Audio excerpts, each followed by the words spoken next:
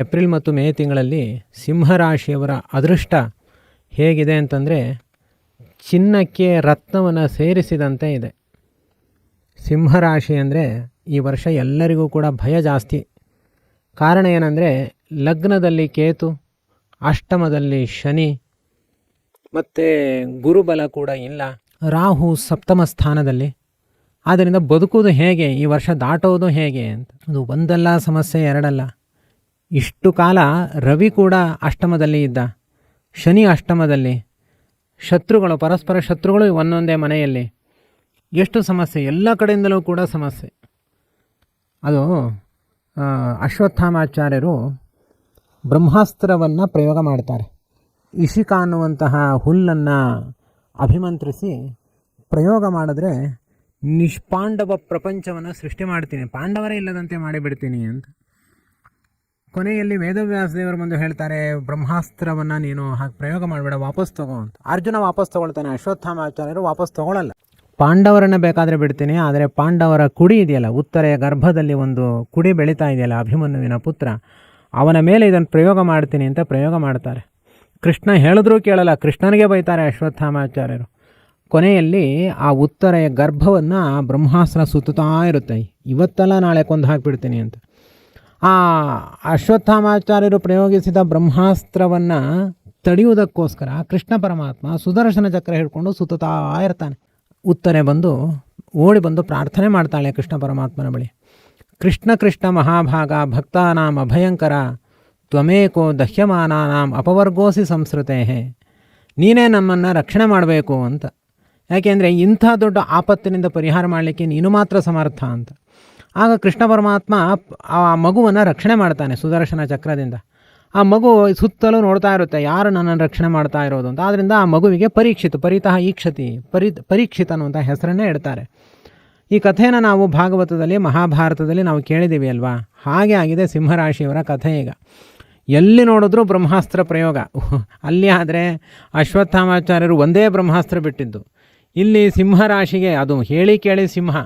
ಅಲ್ಲಿ ಹೇಗೆ ಅಭಿಮನ್ಯು, ಅವನು ಸಿಂಹನೇ, ಅವನ ಮಗ ಅವನು ದೊಡ್ಡ ಸಿಂಹವೇ, ಅದರ ಮೇಲೆ ಅವರು ಪ್ರಯೋಗ ಮಾಡಿದ್ರಲ್ಲ, ಹಾಗೆ ಸಿಂಹರಾಶಿಯವರಿಗೆ ಸ್ವಲ್ಪ ಗೌರವ ಜಾಸ್ತಿ. ಅವರು ಯಾವತ್ತೂ ಕಟಿಂಗ್ ಶಾಪಲ್ಲೂ ತಲೆ ಬಗ್ಸಲ್ಲ ಅವರು ಸಿಂಹರಾಶಿಯವರು. ಸ್ವಲ್ಪ ಘನತೆ ಜಾಸ್ತಿ ಅವರಿಗೆ.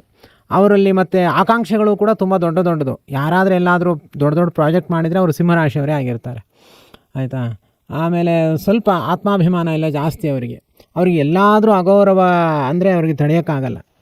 ಹಾಗಾಗಿದೆ. ಈಗ ಏನಾಗಿದೆ ಅಂದರೆ, ಒಂದು ಕಡೆ ರಾಹು ಸಪ್ತಮ ಸ್ಥಾನದಲ್ಲಿ, ಅದು ಮಿತ್ರ ಸ್ಥಾನ, ಸಪ್ತಮ ಸ್ಥಾನ, ಅಲ್ಲಿ ಚೆನ್ನಾಗಿ ಇರಬೇಕು. ಆದರೆ ರಾಹು ಅಲ್ಲಿಂದ ತೊಂದರೆ. ಅಷ್ಟಮ ಸ್ಥಾನದಲ್ಲಿ ಇಷ್ಟರ ತನಕ ರವಿ ಇದ್ದು ತೊಂದರೆ, ಆದರೆ ಈಗ ರವಿ ಭಾಗ್ಯಸ್ಥಾನಕ್ಕೆ ಬಂದ, ಅಲ್ಲಿಂದ ತೊಂದರೆ. ಈ ಕಡೆ ಲಗ್ನದಲ್ಲಿ ಕೇತುವಿನ ತೊಂದರೆ. ಹೀಗೆಲ್ಲ ಸಮಸ್ಯೆ ಇರೋದ್ರಿಂದಾಗಿ 3-4 ಕಡೆಯಿಂದ ಅವರಿಗೆ ವಿಚಿತ್ರ ಉಪದ್ರವ ಆಗ್ತಾಯಿದೆ. ಸಿಂಹರಾಶಿಯವರಿಗೆ ಪಡಬಾರದ ಕಷ್ಟ ಬಂದಿದೆ. ಅದಕ್ಕೆ ನಾನು ಹೇಳೋದು, ಏನು ಬೇಡ, ಉಪಾಯ ತುಂಬ ಸುಲಭ. ಶ್ಲೋಕವನ್ನು ಸಿದ್ಧ ಆಗಿದೆ, ನಾವು ಶ್ಲೋಕ ರಚನೆ ಮಾಡೋ ಅವಶ್ಯಕತೆಯೂ ಇಲ್ಲ. ಉತ್ತರಾದೇವಿ ಬಂದು ಶ್ಲೋಕ ರಚನೆ ಮಾಡಿ ಕೃಷ್ಣನನ್ನು ಮೊರೆ ಹೊಂದಿದ್ದಾಳೆ. ಕೃಷ್ಣ ಪರಮಾತ್ಮ ಅಭಯಪ್ರದಾನವನ್ನು ಮಾಡಿ ರಕ್ಷಣೆ ಮಾಡಿದ್ದಾನೆ. ಆದ್ದರಿಂದ ಎಲ್ಲ ಸಿಂಹರಾಶಿಯವರು ಈ ಶ್ಲೋಕವನ್ನು ಹೇಳಿಕೊಳ್ಬೇಕು. ದಿವಸಕ್ಕೆ 12 ಬಾರಿ 3 ಹೊತ್ತು ಹೇಳಬೇಕು. ಕೃಷ್ಣ ಕೃಷ್ಣ ಮಹಾಭಾಗ ಭಕ್ತಾನಾಂ ಅಭಯಂಕರ ತ್ವಮೇಕೋ ದಹ್ಯಮಾನಾನಾಂ ಅಪವರ್ಗೋಸಿ ಸಂಸ್ಕೃತೆ. ಇನ್ನೊಮ್ಮೆ ಹೇಳ, ಕೃಷ್ಣ ಕೃಷ್ಣ ಮಹಾಭಾಗ ಭಕ್ತಾನಾಂ ಅಭಯಂಕರ ತ್ವಮೇಕೋ ದಹ್ಯಮಾನಾನಾಂ ಅಪವರ್ಗೋಸಿ ಸಂಸ್ಕೃತೆ. ಎಲ್ಲ ವಿಧವಾದ ಆಪತ್ತುಗಳಿಂದ ನನ್ನನ್ನು ರಕ್ಷಿಸುವಂಥ. ಈ ಶನಿ ರಾಹುಗಳಿಂದ ರಕ್ಷಿಸಿ ಅಂತ ಕೇಳೋ ಅವಶ್ಯಕತೆ ಇಲ್ಲ. ಯಾಕೆಂದರೆ ಅವ್ರು ಯಾರೂ ನಮಗೆ ತೊಂದರೆ ಕೊಡೋರಲ್ಲ, ಅವರೆಲ್ಲರೂ ನಮ್ಮನ್ನು ಅನುಗ್ರಹ ಮಾಡುವಂತಹ ದೇವತೆಗಳು. ಆದರೆ ತೊಂದರೆ ಬರ್ತಾ ಇದೆ, ನಾವು ಆ ದೇವತೆಗಳಲ್ಲಿ ಶರಣಾಗತರಾಗದೇ ಇದ್ದರೆ ತೊಂದರೆ ಬರುತ್ತೆ ಅಂತ ಅರ್ಥ. ಆದ್ದರಿಂದ ನಾವು ಏನು ಮಾಡಬೇಕು ಅಂದರೆ, ಸಕಲ ಗ್ರಹ ಬಲ ನೀನೇ ಸರಸಿಜಾಕ್ಷ ಅಂತ ಆ ಕೃಷ್ಣ ಪರಮಾತ್ಮನನ್ನೇ ಮೊರೆ ಹೊಂದಬೇಕು. ಆಗ ಅವನು ರಕ್ಷಣೆ ಮಾಡ್ತಾನೆ. ಪರೀಕ್ಷಿತ ರಾಜನನ್ನು ಹುಟ್ಟಿದಾಗಲೂ ರಕ್ಷಣೆ ಮಾಡ್ದ, ಸಾಯಬೇಕಾದರೂ ಅವನೇ ರಕ್ಷಣೆ ಮಾಡ್ದ. ಇಲ್ಲಾಂದರೆ ಅವನಿಗೆ ಘೋರವಾದ ಸಾವು ಬಂದುಬಿಡ್ತಿತ್ತು. ಸಾಯಬೇಕಾದರೂ ಕೂಡ ತಕ್ಷಕನ ವಿಷಸರ್ಪದಿಂದ ಕಚ್ಚಿ ಅವನಿಗೆ ಅನಾಹುತ, ಅಪಮೃತ್ಯು ಬಂದುಬಿಡ್ತಾ ಇತ್ತು. ಅದರಿಂದಲೂ ಕೂಡ ಕೃಷ್ಣ ಪರಮಾತ್ಮ ರಕ್ಷಣೆ ಮಾಡ್ದ. ಇದೊಂದೇ ಶ್ಲೋಕ ಸಾಕು, ಎಲ್ಲ ಆಪತ್ತುಗಳು ಪರಿಹಾರ ಆಗುತ್ತೆ. ಆದ್ದರಿಂದ ಭಯ ಪಡಬೇಡಿ. ಕಂಟಕ ಶನಿ ಅಂತ 8ನೇ ಶನಿ, ಕಂಟಕ ಶನಿ, ಮೃತ್ಯು ಶನಿ, ಭಯಂಕರವಾದ ಶಬ್ದಗಳಿದೆ 8ನೇ ಮನೆಯ ಶನಿಗೆ. ಯಾಕೆಂದರೆ 8ನೇ ಮನೆಯಲ್ಲಿ ಶನಿ ಇದ್ದರೆ ಅವನು ಯಾವಾಗಲೂ ಅವ್ರನ್ನ ನೋಡ್ತಾ ಇರ್ತಾನೆ. ಚೂರು ಮಲ್ಕೊಂಡ್ರೆ ಮುಗೀತು, 2 ಕಪಾಳಿಗೆ ಹೊಡೆಯೋದು. ಮಲಗೋ ಹಾಗಿಲ್ಲ, ಯಾವಾಗಲೂ ಆ್ಯಕ್ಟಿವ್ ಆಗಿರಬೇಕು. ಚೂರು ತಪ್ಪು ಮಾಡಿದ್ರೆ ಎತ್ತು ಬಂದು ಹೊಡೆಯುತ್ತೆ. ಯಾವಾಗಲೂ ಕಾನ್ಸಂಟ್ರೇಷನ್ ಅವ್ರ ಮೇಲೆ, 8ನೇ ಮನೆಯವ್ರ ಮೇಲೇ ಶನಿಗೆ ಪೂರ್ತಿ ಕಾನ್ಸಂಟ್ರೇಷನ್ನು, ಜೊತೆಗೆ ಎದ್ದು ಬಿಡ್ತಾನೆ. ಅದಕ್ಕೆ ನಾವು ಯಾವಾಗಲೂ ಶಿಸ್ತಾಗಿರಬೇಕು, ಒಳ್ಳೆ ಆ್ಯಕ್ಟಿವ್ ಆಗಿರಬೇಕು, ಒಳ್ಳೆ ಕೆಲಸಗಳನ್ನೇ ಮಾಡಬೇಕು. ಆಗ ಶನಿ ಏನೂ ಮಾಡಲ್ಲ, ಸುಮ್ಮನೆ ಇರ್ತಾನೆ, ಏನೂ ಮಾಡಲ್ಲ, ಈ ಸುಮ್ಮನೆ ಇರ್ತಾನೆ ಅಷ್ಟೇ. ಒಳ್ಳೇದು ಮಾಡ್ತಾನೋ ಬಿಡ್ತಾನೋ ಅದು ಆಮೇಲೆ, ಸುಮ್ಮನೆ ಇರ್ತಾನೆ, ತೊಂದರೆ ಅಂತೂ ಆಗಲ್ಲ. ಅದಕ್ಕೆ ಆದಷ್ಟು ಶಿಸ್ತು, ಸಂಯಮ, ಸ್ವಲ್ಪ ವಿನಯ, ಆಮೇಲೆ ಕಾರ್ಯದಕ್ಷತೆ ಇದೆಲ್ಲ ಸ್ವಲ್ಪ ಚೆನ್ನಾಗಿದ್ದರೆ, ಪ್ರಾಮಾಣಿಕತನ ಎಲ್ಲ ಇದ್ದರೆ ಸರಿ. ಸುಮ್ಮನೆ ಸೋಮಾರ್ತನ ಮಾಡಿದ್ರೆ, ವಿನಾಕಾರಣ ಸುಳ್ಳುಗಳನ್ನ ಹೇಳಿದ್ರೆ, ಮೋಸ ಮಾಡಿದ್ರೆ ಅಷ್ಟಮ ಶನಿ ಕೊಂದೇ ಹಾಕುತ್ತೆ. ಭಯಪಡಬೇಡಿ, ಕೊಂದೇ ಹಾಕುತ್ತೆ ಅಂದರೆ ಹಾಗರ್ಥ ಅಲ್ಲ, ಒಟ್ಟು ತುಂಬ ಕಷ್ಟ ಇದೆ. ಅದಕ್ಕೆ ಆದಷ್ಟು ಶಿಸ್ತು ಸಂಯಮದಿಂದ ಇರಬೇಕು. ಈ ಶ್ಲೋಕ ಹೇಳಿಬಿಟ್ರೆ ಶನಿದೇವರು ಸುಮ್ಮನೆ ಆಗಿಬಿಡ್ತಾರೆ, ಕೃಷ್ಣ ಕಾಪಾಡ್ತಾನೆ ನಿನ್ನನ್ನು ಅಂತ ಸುಮ್ಮನೆ ಆಗ್ತಾರೆ. ಅದರಿಂದ ಈ ಶ್ಲೋಕ ಹೇಳಿಕೊಳ್ಳಿ.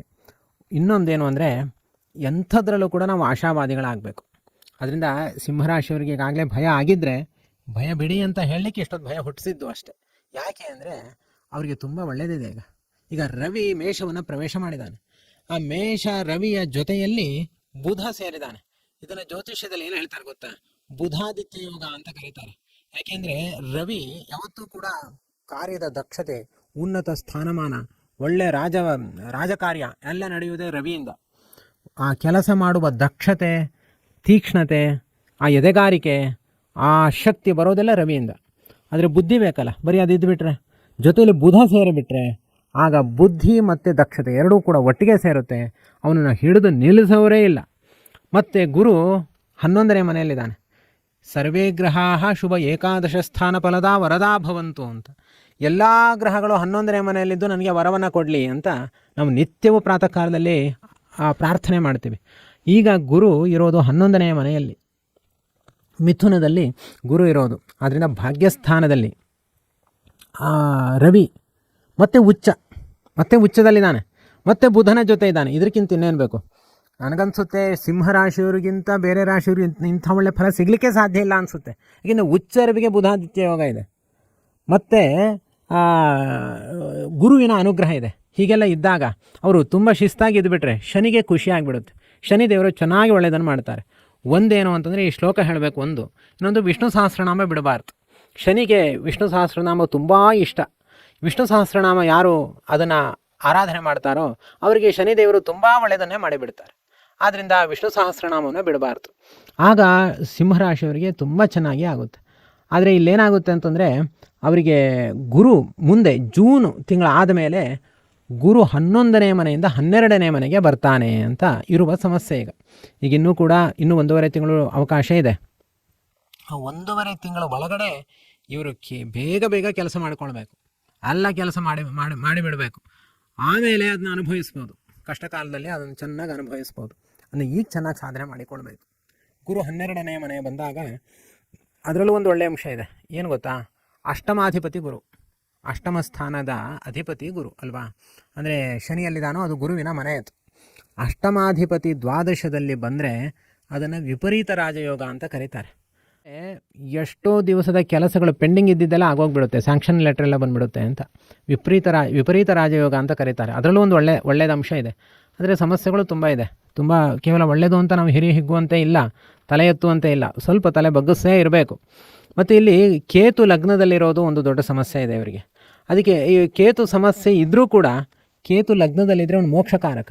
ಸ್ವಲ್ಪ ಬುದ್ಧಿ ಮೋಕ್ಷದ ಕಡೆ ಹೆಚ್ಚು, ದೇವರ ಬಗ್ಗೆ ಒಲವು ಜಾಸ್ತಿ, ಮತ್ತು ಗುಪ್ತ ಚಟುವಟಿಕೆಗಳು, ತಾವು ಮಾಡುವ ಕೆಲಸವನ್ನು ಯಾರಿಗೂ ಹೇಳೋದು ಬೇಡಪ್ಪ, ನಮ್ಮಲ್ಲೇ ಇರಲಿ, ಆ ಥರ ಒಂದು ಭಾವನೆಗಳು ಬರುತ್ತೆ ಈ ಸಂದರ್ಭದಲ್ಲಿ ಎಲ್ರಿಗೂ ಕೂಡ. ಹೀಗೆಲ್ಲ ಇದೆ. ಅಯ್ಯೋ ನಮಗೆ ಗುರು ದ್ವಾದಶಕ್ಕೆ ಬಂದರೆ ಏನಪ್ಪ ಮಾಡೋದು, ಗುರುಬಲ ಇಲ್ವಾ ಅಂತ ತಲೆ ಮೇಲೆ ಕೈ ಹೊತ್ಕೊಂಡು ಕೂಡ್ತೀರಾ? ಇಲ್ಲ, ಅಲ್ಲೂ ಒಂದು ಒಳ್ಳೆಯ ಅವಕಾಶ ಇದೆ. ಒಂದು, ನಾನೀಗ ವಿಪರೀತ ರಾಜಯೋಗ ಹೇಳಿದೆ ಒಂದು. ಇನ್ನೊಂದು, ಅಕ್ಟೋಬರ್ 31ಕ್ಕೆ ಗುರು ಲಗ್ನಕ್ಕೆ ಬಂದುಬಿಡ್ತಾನೆ. ಎಷ್ಟೊತ್ತಾಗಿದ್ದರೆ ಜೂನ್, ಜುಲೈ, ಆಗಸ್ಟ್, ಸೆಪ್ಟೆಂಬರ್. ಆಮೇಲೆ ಅಕ್ಟೋಬರ್ 31ಕ್ಕೆ ತನ್ನ ಮನೆಗೆ ಗುರು ಬಂದುಬಿಡ್ತಾನೆ. ಆಗ ಧರ್ಮಧ್ವಜ ಯೋಗ ಅಂತ. ಧರ್ಮಧ್ವಜ ಯೋಗ, ಧ್ವಜ ಹಿಡಿದು ಬಿಡ್ತೀವಿ. ಬರೀ 4 ತಿಂಗಳು ಒಳ್ಳೆ ಕಾರ್ಯಶಾಲಿಗಳಾಗಿದ್ದರೆ, ನಾವು ಎಲ್ಲ ಕಷ್ಟಗಳನ್ನು ಅನುಭವಿಸಿ ನಾವು ಮುಂದಿನ ಒಳ್ಳೆಯ ಕೆಲಸಕ್ಕೆ ಸಿದ್ಧರಾಗಿದ್ದರೆ ಧರ್ಮಧ್ವಜವನ್ನು ಎತ್ತಿ ಹಿಡಿದುಕೊಳ್ಬೋದು. ಅಕ್ಟೋಬರ್ 31 ಆದಮೇಲೆ ಸ್ವಲ್ಪ ದಿವಸ ಅಷ್ಟೇ. ಮತ್ತು ಅವನು 12ಕ್ಕೆ ಬರ್ತಾನೆ. ಅಂದರೆ ಹೀಗೆ ಒಳ್ಳೆಯದು ಕೆಟ್ಟದ್ದು ಎಲ್ಲವೂ ಇದೆ. ಸಿಂಹರಾಶಿಯವರು ಎದೆಗುಂದುವಂತೆ ಇಲ್ಲ. ಆದರೆ ದೇವರ ಸ್ಮರಣೆಯನ್ನು ಮಾಡದೆ, ವಿಷ್ಣು ಸಹಸ್ರನಾಮ ಆರಾಧನೆ ಮಾಡದೆ, ಕೃಷ್ಣ ಕೃಷ್ಣ ಮಹಾಭಾಗ ಭಕ್ತಾನಾಂ ಅಭಯಂಕರ ತ್ವಮೇಕೋ ದಹ್ಯಮಾನಾನಾಂ ಅಪವರ್ಗೋಸಿ ಸಂಸ್ಕೃತಿ ಅನ್ನೋ ಶ್ಲೋಕವನ್ನು ಹೇಳ್ದೇ ಇದ್ದರೆ ನಿಮಗೆ ಆಪತ್ತಿದೆ. ಅದನ್ನು ಅರ್ಥ ಮಾಡ್ಕೊಳ್ಳಿ. ದೇವರ ಸ್ಮರಣೆ ಬಿಟ್ಟರೆ ಖಂಡಿತ ಆಪತ್ತಿದೆ. ಏಕೆಂದರೆ ಅಷ್ಟಮ ಶನಿಯ ಸಾಮಾನ್ಯ ಸಮಸ್ಯೆ ಅಲ್ಲ, ಲಗ್ನದಲ್ಲಿ ಕೇತು ಸಾಮಾನ್ಯ ಸಮಸ್ಯೆ ಅಲ್ಲ. ಅದನ್ನು ಮೀರಿ ನಿಲ್ಲೋದು ಸುಲಭದ ಕೆಲಸವನ್ನು ಮಾಡಬೇಕು. ಮತ್ತು ಧನಿಷ್ಠ ನಕ್ಷತ್ರದಲ್ಲಿ ಆಗಸ್ಟ್ ತಿಂಗಳಲ್ಲಿ ಧನಿಷ್ಠ ನಕ್ಷತ್ರಕ್ಕೆ ರಾಹು ಪ್ರವೇಶ ಇದೆ. ಆಗ ಭೂಮಿ ಯೋಗ ಕೂಡ ಅವರಿಗೆ ಇದೆ. ಅವರು ಯಾರಾದರೂ ಮನೆ ಕಟ್ತಾ ಇದ್ದರೆ ಗೃಹ ಪ್ರವೇಶ ಎಲ್ಲ ಮಾಡುವಂತಹ ಯೋಗಗಳಿದೆ. ಹೀಗೆ ತುಂಬ ಒಳ್ಳೆಯದೂ ಇದೆ. ಸಿಂಹರಾಶಿಯವರಿಗೆ ಇದೊಂದು ಅದ್ಭುತವಾದ ಅವಕಾಶ. ಆದ್ದರಿಂದ ನಾನು ಹೇಳೋದೇನು ಅಂತಂದರೆ, ಈಗ ಅಕ್ಷಯ ತೃತೀಯ ದಿವಸ ನೀವು ಪ್ರಾಯಶ್ಚಿತ್ತ ಮಾಡಿಕೊಂಡ್ಬಿಡಿ. ಅಕ್ಷಯ ತೃತೀಯ ದೊಡ್ಡ ಪರ್ವಕಾಲ, ನಿಮಗೆಲ್ಲರಿಗೂ ಕೂಡ ಗೊತ್ತಿದೆ. ಸಿಂಹರಾಶಿಯವರಿಗೆ ವಿಶೇಷ ಅಕ್ಷಯ ತೃತೀಯ. ಉಳಿದ ರಾಶಿ ಎಲ್ಲ 12 ರಾಶಿಗಳಲ್ಲಿ ಸಿಂಹರಾಶಿಯವರಿಗೋಸ್ಕರವೇ ಅಕ್ಷಯ ತೃತೀಯವನ್ನು ದೇವರು ಸೃಷ್ಟಿ ಮಾಡಿದ್ದಾನೆ. ಕಾರಣ ಏನು ಅಂತಂದರೆ, ರವಿ ಉಚ್ಚಕ್ಕೆ ಬಂದಾಗ ಅಕ್ಷಯ ತೃತೀಯ ಆಚರಣೆ, ರವಿ ಮೇಷದಲ್ಲಿ ಇದ್ದಾಗ, ಚಂದ್ರನು ಕೂಡ ಉಚ್ಚ ಸ್ಥಾನಕ್ಕೆ ವೃಷಭಕ್ಕೆ ಬಂದಾಗ ಅಕ್ಷಯ ತೃತೀಯ ಆಚರಣೆ. ರವಿ ಮತ್ತು ಚಂದ್ರ ಇಬ್ಬರು ಕೂಡ ತಂದೆ ತಾಯಿ ಇಬ್ಬರು ಉಚ್ಚ ಸ್ಥಾನದಲ್ಲಿ ಅನುಗ್ರಹವನ್ನು ಮಾಡ್ತಿರ್ಬೇಕಾದ್ರೆ ಅಕ್ಷಯ ತೃತೀಯ ಆಚರಣೆ. ರವಿ ಯಾರು? ಈಗ ನಾನು ಹೇಳಿದಂತೆ ಭಾಗ್ಯಸ್ಥಾನದಲ್ಲಿ ರವಿ ಇರೋದಲ್ವ, ಆದರೆ ಅವನೇ ರಾಶ್ಯಾಧಿಪತಿ. ಸಿಂಹರಾಶಿಯವರನ್ನೆಲ್ಲ ನಿಯಂತ್ರಣ ಮಾಡ್ತಾ ಇರೋನು ರವಿಯೇ. ಸಿಂಹರಾಶಿಯವರು ಯಾರನ್ನು ಬೇಕಾದ್ರೂ ಬಿಡ್ಬೋದು, ರವಿನ ಬಿಡ್ಲಿಕ್ಕೆ ಸಾಧ್ಯ ಇಲ್ಲ. ಅವರು ನಿತ್ಯವೂ ಕೂಡ ಸೂರ್ಯ ದರ್ಶನ ಮಾಡಲೇಬೇಕು. ಎಲ್ಲ ಆಹ್ನಿಕ ಎಲ್ಲ ಮುಗಿಸಿದ ಮೇಲೆ ತಿನ್ನುವ ಮೊದಲು ಸೂರ್ಯನ ಎದುರಿನಲ್ಲಿ ಅವರು ತಲೆ ಬಾಗಿಸಿ ಕೈ ಮುಗಿದು ನಿಲ್ಲೇಬೇಕು. ಅದು ವಿಟಮಿನ್ ಡಿಗೋಸ್ಕರ ನಿಲ್ಲಿ ಅಂತ ಹೇಳ್ತಾ ಇಲ್ಲ ನಾನು. ಅದು ಸೂರ್ಯದೇವರ ಅನುಗ್ರಹ ತನಗೆ ಬೇಕು. ಎಷ್ಟೋರ್ಗೆ ಅನುಗ್ರಹ ಪಡ್ಕೊಳ್ತಾರೆ ಅಷ್ಟೋರು ಸಿಂಹರಂತೆ ಇರ್ತಾರೆ. ಬರೀ ಗುಹೆಯಲ್ಲೇ ಮಲಗಲ್ಲ, ಕಾಡಿನಲ್ಲೆಲ್ಲ ಓಡಾಡುತ್ತೆ ಆ ಸಿಂಹ, ಬಲಿಷ್ಠವಾಗಿರುತ್ತೆ. ಅಂಥ ಶಕ್ತಿ ಬರಬೇಕು ಅಂತಂದರೆ ಸಿಂಹರಾಶಿಯವರು ನಿತ್ಯವೂ ಸೂರ್ಯ ನಮಸ್ಕಾರ, ಸೂರ್ಯದೇವರ ಆರಾಧನೆ ಬಿಡದೆ ಮಾಡಬೇಕು. ಅಕ್ಷಯ ತೃತೀಯ ಇರೋದೇ ಅದು ಸೂರ್ಯದೇವರ ಆರಾಧನೆಗೋಸ್ಕರ, ಸೂರ್ಯನಾರಾಯಣ ದೇವರ ಆರಾಧನೆಗೋಸ್ಕರವೇ ಅಕ್ಷಯ ತೃತೀಯ ಇರೋದು. ಆದ್ದರಿಂದ ಸಿಂಹರಾಶಿಯವರಿಗೋಸ್ಕರವೇ ನಾವು ಈ ಅಕ್ಷಯ ತೃತೀಯ ಪರ್ವಕಾಲದಲ್ಲಿ ಸೂರ್ಯನಾರಾಯಣ ದೇವರಿಗೆ, ಶ್ರೀಕರನಾರಾಯಣ ದೇವರಿಗೆ 3 ಕಾಲಗಳಲ್ಲೂ ಪೂಜೆ. ಮಧ್ಯಾಹ್ನ ಅಭಿಜಿನ್ ಮುಹೂರ್ತದಲ್ಲಿ, ಬೆಳಿಗ್ಗೆ ಸೂರ್ಯೋದಯ ಕಾಲದಲ್ಲಿ, ಸಾಯಂಕಾಲ ಸೂರ್ಯಾಸ್ತದಲ್ಲಿ 3 ತ್ರಿಕಾಲ ಸಂಧ್ಯಾವಂದನೆ ಇದ್ದ ಹಾಗೆ ತ್ರಿಕಾಲ ಪೂಜೆ ಅವತ್ತಿನ ದಿವಸ. ಮತ್ತು ಶ್ರೀಕರನಾರಾಯಣ ದೇವರಿಗೆ ಸುವರ್ಣಾಭಿಷೇಕ ಎಲ್ಲ ಕಾರ್ಯಕ್ರಮಗಳಿದೆ. ಮತ್ತು ನಿಮ್ಮ ಮನೆಗೆ ಸುವರ್ಣ ಲೇಪನದ ಶ್ರೀಕರನಾರಾಯಣ ದೇವರನ್ನು ಕೂಡ ನಾವು ಕಳುಹಿಸಿಕೊಡ್ತೀವಿ. ಈ ಎಲ್ಲ ಕಾರಣದಿಂದ ನೀವು ತಪ್ಪದೆ ಈ ಕಾರ್ಯಕ್ರಮದಲ್ಲಿ ನೀವು ಭಾಗವಹಿಸಿ. ನಮಗೊಮ್ಮೆ ವಾಟ್ಸ್ಯಾಪ್ ಮಾಡಿ, ನಾವು ಇನ್ನೂ ಇದ್ರ ಬಗ್ಗೆ ಚೆನ್ನಾಗಿ ಡೀಟೇಲ್ಸ್ ಕೊಡ್ತೀವಿ. ಚಿಂತೆ ಮಾಡಬೇಡಿ, ಹಿಂದೆ ಮುಂದೆ ಯೋಚನೆ ಮಾಡಬೇಡಿ. ಈ ಒಂದು ಒಳ್ಳೆಯ ಕೆಲಸ ಮಾಡಿ, ನಿಮಗೆ ತುಂಬ ಒಳ್ಳೆಯದಾಗುತ್ತೆ. ಅಷ್ಟಮ ಶನಿ ಬಾಧೆ ಪರಿಹಾರ ಆಗುತ್ತೆ, ಕೇತು ದೋಷ ಪರಿಹಾರ ಆಗುತ್ತೆ, ರಾಹು ದೋಷ ಪರಿಹಾರ ಆಗುತ್ತೆ, 3ರ ಬಾಧೆ ಯಮಗಿಲ್ಲ ಅನ್ನುವಂತಹ ಧೈರ್ಯ ನಿಮ್ಮಲ್ಲೇ ಬರುತ್ತೆ, ಚಿಂತೆಯೆಲ್ಲವೂ ಕೂಡ ಪರಿಹಾರ ಆಗುತ್ತೆ. ಆದ್ದರಿಂದ ನೀವು ಅಕ್ಷಯ ತೃತೀಯ ಪರ್ವಕಾಲದಲ್ಲಿ ಸೂರ್ಯನಾರಾಯಣ ದೇವರ ಅನುಗ್ರಹ, ಸೂರ್ಯ ಉಚ್ಚ ರಾಶಿಯಲ್ಲಿ ಭಾಗ್ಯಸ್ಥಾನದಲ್ಲಿ ಬುಧನ ಯೋಗದಲ್ಲಿ ಇದ್ದರೂ ಕೂಡ ಪೂರ್ಣ ಫಲ ನಿಮಗೆ ಸಿಗಬೇಕು ಅಂದರೆ ಈ ಒಂದು ಒಳ್ಳೆಯ ಕೆಲಸವನ್ನು ಮಾಡಿ, ನಿಮಗೆ ಖಂಡಿತ ಶ್ರೇಯಸ್ಸಾಗುತ್ತೆ. ಹೆಚ್ಚಿನ ಮಾಹಿತಿಗಾಗಿ ನಮ್ಮನ್ನು ವಾಟ್ಸಾಪ್ ಮೂಲಕ ಸಂಪರ್ಕ ಮಾಡಿ. ಸರ್ವಗುಣ ಸಂಪೂರ್ಣ ಸರ್ವದೋಷ ವಿವರ್ಜಿತ ಪ್ರಿಯತಾಂ ಪ್ರೀತಿಯ ಬಾಲಂ ವಿಷ್ಣುರ್ಮೇ ಪರಮಸ್ವರ್ಹತು. ಶ್ರೀಕೃಷ್ಣಾರ್ಪಣಮಸ್ತು.